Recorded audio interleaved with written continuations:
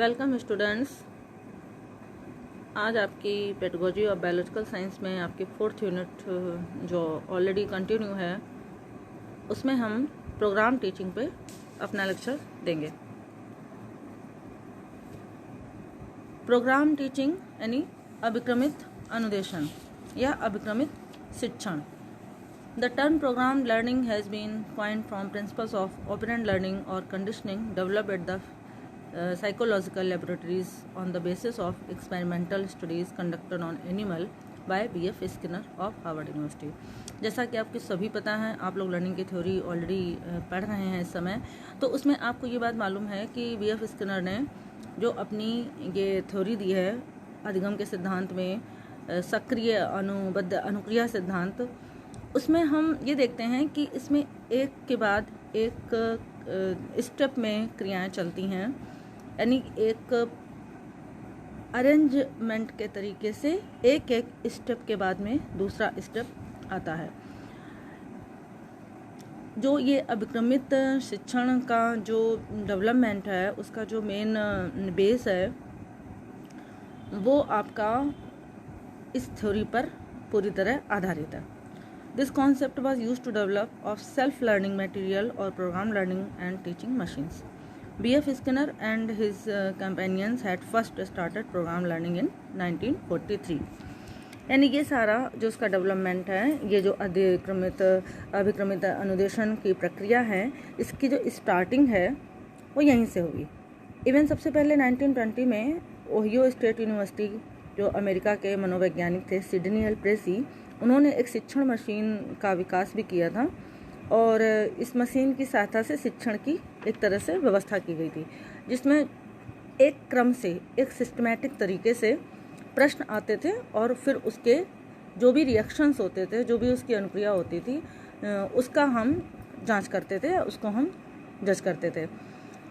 आगे चल कर के ना फिर इसी थ्योरी के आधार पर इस टीचिंग जो प्रोग्राम टीचिंग है उसका डेवलपमेंट हुआ और इसमें कई एक वैज्ञानिकों ने अपने अपने तरीके से अपनी बात कही।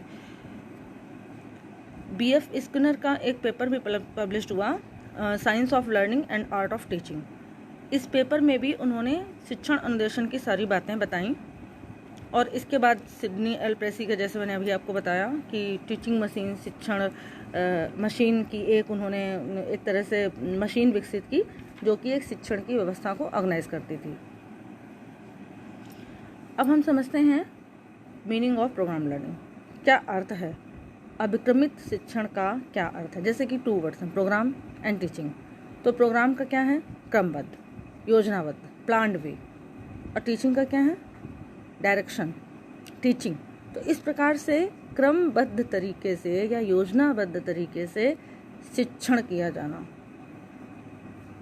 अर्थात इसमें हम जो भी पढ़ाया जाने वाला कंटेंट है उसको छोटे छोटे हम पार्ट्स में बांट लेते हैं और फिर उसको हम स्टूडेंट्स के सामने प्रस्तुत करते हैं, जिसको छात्र फिर स्टूडेंट्स क्या करते हैं, अपनी अपनी गति के अनुसार, मतलब किसी की कैपेसिटी जल्दी क्वेश्चन सॉल्व करने की है, कोई धीरे धीरे क्वेश्चन सॉल्व करता है, वो उसी हिसाब से उन प्रश्नों को हल करने की कोशिश करता है, अपना ज्ञानार्जन करता है और फिर वह आगे बढ़ता है।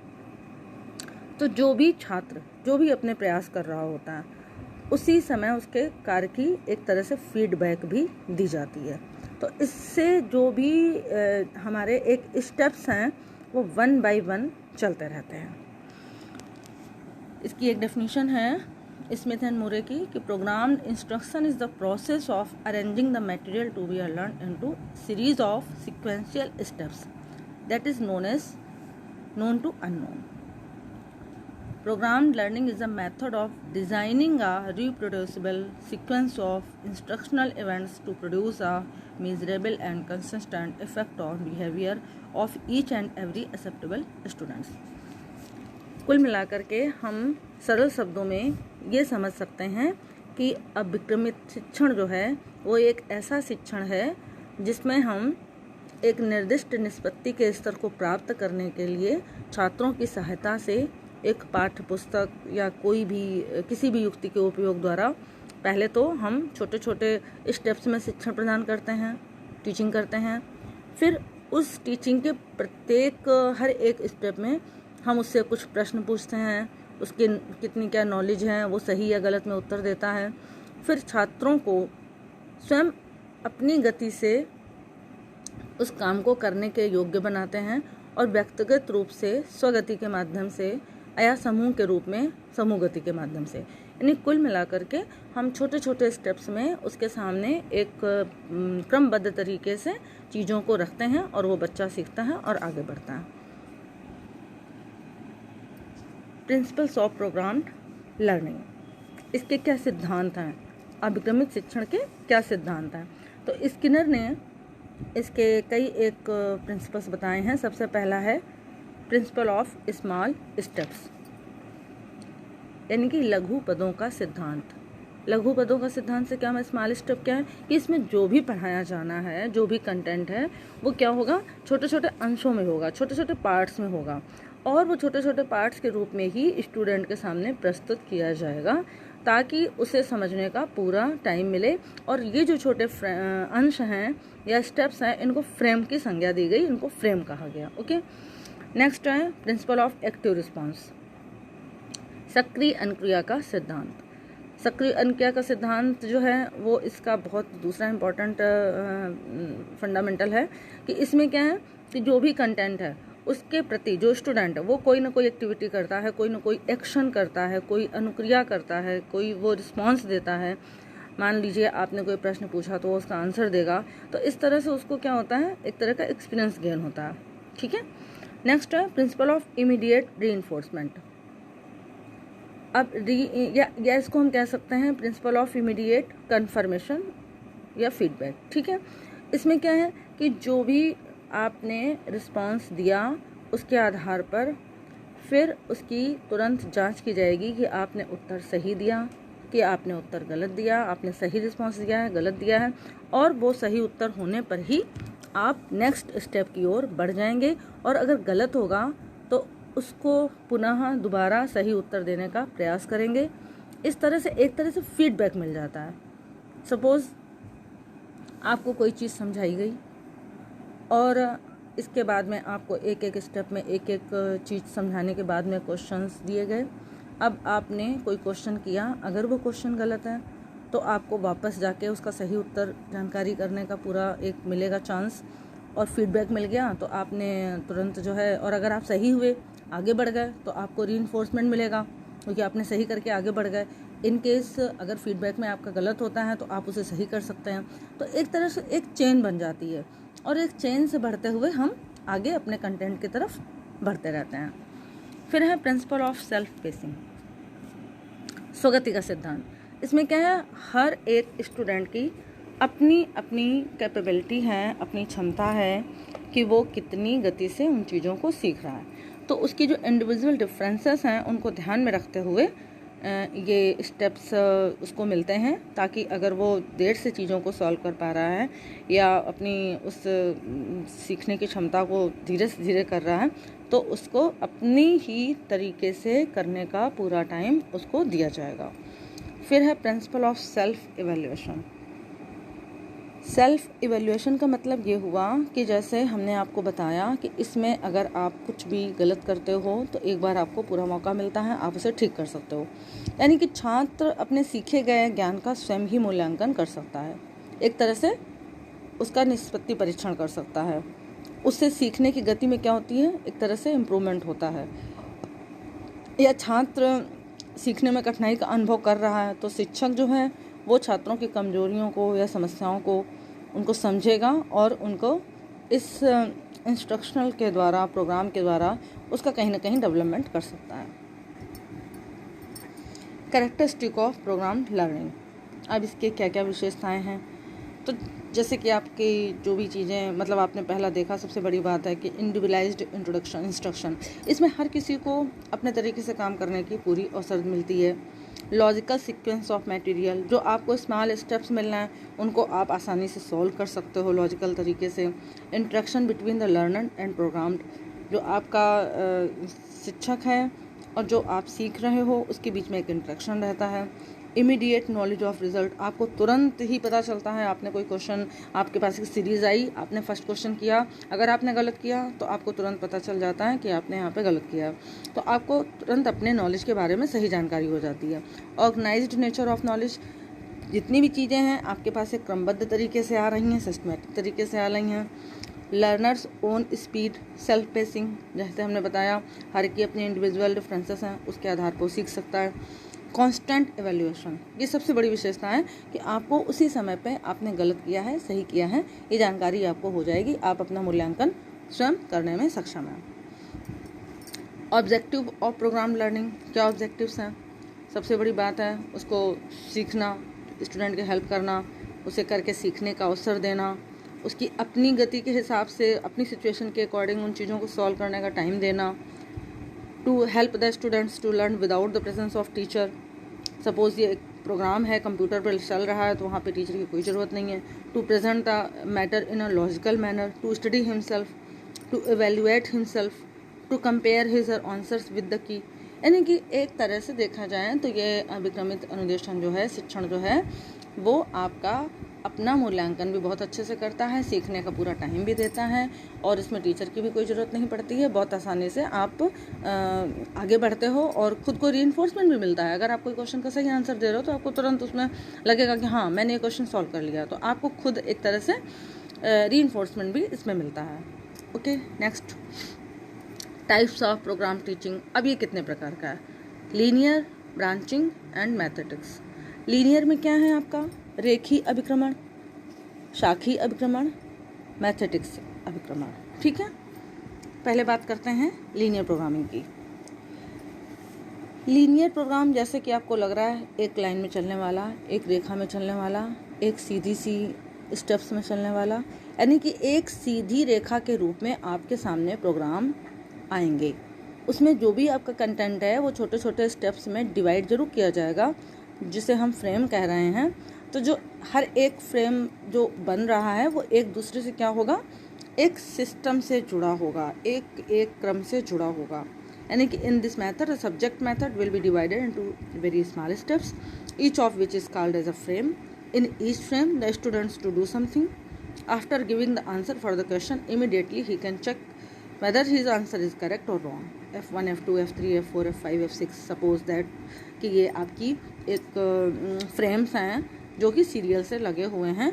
तो इनमें हमारे को क्या रहता है कि जैसे जो भी फ्रेम 1 में आपका कंटेंट आया, आपने जो भी रिएक्शन किया, फिर जो भी आपको उसमें से आंसर सही है गलत है रीइंफोर्समेंट मिला, तो ये सारी चीज़ें बड़े सिस्टमेटिक तरीके से एक के बाद एक जा रही हैं। एक डेफिनेशन है कि अभिक्रमित शिक्षण में रेखीय अनुक्रमण एक प्रविधि है, एक टेक्नोलॉजी है, जिसमें पदों की श्रृंखलाओं के समुच्चय द्वारा छोटी इकाइयों में सूचना प्रस्तुत की जाती है और प्रत्येक फ्रेम पर छात्रों से अनुक्रिया की अपेक्षा की जाती है। फ्रेम को इस प्रकार तैयार किया जाता है कि लक्षित जनसंख्या में धीमी गति से सीखने वाले छात्रों से भी त्रुटियां कम से कम हों और कार्यक्रम में प्रत्येक छात्र प्रत्येक फ्रेम पर अनुक्रिया करता है, जिससे उसकी प्रगति में केवल इस दर से अंतर होता है जिसमें वह अनुक्रम व्यवस्था के माध्यम से आगे बढ़ता है।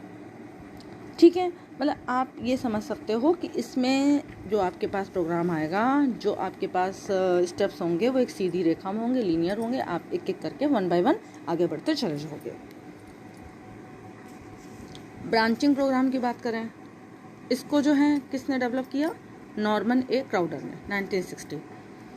इसको इंट्रिंसिक प्रोग्राम भी बोलते हैं, दूसरा नाम इसका इंट्रिंसिक भी है। ठीक है, अब जो नॉर्मन ए क्राउडर ने जो इसका बनाया हुआ है, या आंतरिक अभिक्रमण भी इसे बोला गया है, इंट्रिंसिक प्रोग्रामिंग भी बोला गया है, इसमें क्या रहता है? इसमें छात्र जो होते हैं, जैसे कि रेखी में एक फ्रेम दूसरे फ्रेम की ओर आगे बढ़ता चला जाता है, तो उसमें क्या रहता है कि वो कहीं भी डिवाइड नहीं होता है, एक के बाद एक के बाद एक आता चला जाता है। इसमें अपने जो आंसर्स मिलते हैं तो उनमें अलग अलग ब्रांचेस भी होती हैं। जैसे कोई क्वेश्चन है और उसका आंसर देने के बाद में उसके कई एक फर्दर ब्रांचेस हैं, तो उन ब्रांचेस से होते हुए भी वह लास्ट वाले फ्रेम तक पहुंच सकता है। यानी कि लीनियर ना होकर के प्रोग्राम आपको ब्रांच्ड वे में मिलेगा। इसमें आपके सामने जो प्रोग्रामिंग होगी उसमें कहीं ना कहीं उनकी जो मेन स्टेप्स हैं उनके फर्दर सब स्टेप्स भी आपको इसमें दिखाई पड़ेंगे।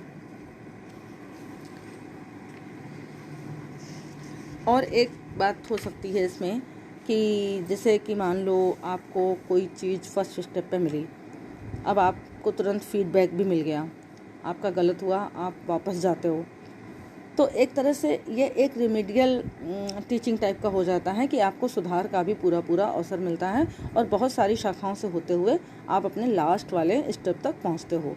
ठीक है। In this method the subject should select the answer for the question, objective type मतलब जो भी क्वेश्चन है आपके। If subject's answer is correct he will lead to the next frame, if subject's answer is wrong he will lead to the remedial frame, after the remedial frame he will direct it to the main frame. Limitation of linear programming. अब linear programming की क्या limitation है? Lack of motivation, no freedom of choice, no development of discriminative power, no student centered, no specific role of teacher, difficulty in finding background. थोड़ी बहुत हर किसी में कोई ना कोई हमें ऐसी लिमिटेशन मिलती हैं जिनको हमें ध्यान में रखना पड़ता है, क्योंकि जो छात्र की हम इंडिविजुअल डिफरेंसेस को ध्यान में रख के जब हम बना रहे हैं इस फ्रेम को वो करते हैं, तो हमें इस कार्यक्रम को इस तरह से बनाना पड़ेगा कि वो सभी के लिए एक तरह से काम करने वाला हो। इसमें क्या है, कंट्रोल्ड होंगी सारी चीज़ें, एक तरह से कंट्रोल कंडीशंस होंगी, इन्वायरमेंट जो है पूरी तरह से कंट्रोल होगा, आप कोई भी सहज अनुक्रिया नहीं कर पाओगे। और जो ये फ्रेम्स होते हैं इनको बनाना आसान नहीं होता है, क्योंकि इनको बनाने के लिए हमें ध्यान रखना पड़ता है कि लीनियर हो, ब्रांच ना हो, किस तरह से बनाया जाए, तो जो उनको फ्रेम का कंस्ट्रक्शन है वो इतना आसान नहीं होता है। और भी एक बात है कि इसमें जो है जो बहुत ही जीनियस बच्चे हैं वो फिर इसमें इंटरेस्ट नहीं लेते, क्योंकि उनके लिए तो बहुत ईजी लगता है, तो ये बहुत ज़्यादा उपयोगी नहीं साबित होता है। अब ब्रांचिंग प्रोग्राम्स की लिमिटेशन की बात करें तो इसमें क्या रहता है, difficulty in multiple choice questions, difficulty in arranging the branching program, not suitable for small children, costly, no suitable feedback, programmer's imagination.